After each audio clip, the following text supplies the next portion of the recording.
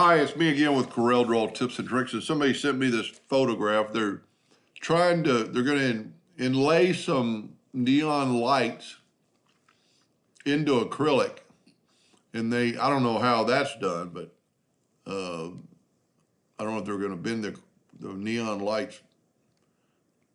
Well, regardless, that's their problem, and that's what evidently they do. And so I just picked the lips, and I just kind of drew the lips out.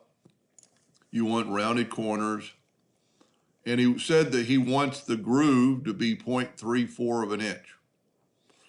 Well, very easily, since it's a broken line, the ends don't meet, go to Effects and Contour to the outside with rounded corners, 0.17. Go up to Object, break Contour part, take out the middle contour, and at all points, this should be 0.34 of an inch. Now, I would maybe make it a little bit more, for some headroom, because you can very easily do it, make it 1.72,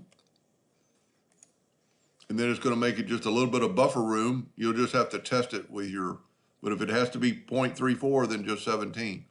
But then just go to Object, break Contour part, grab the center contour and move it out of the way, or the outer contour.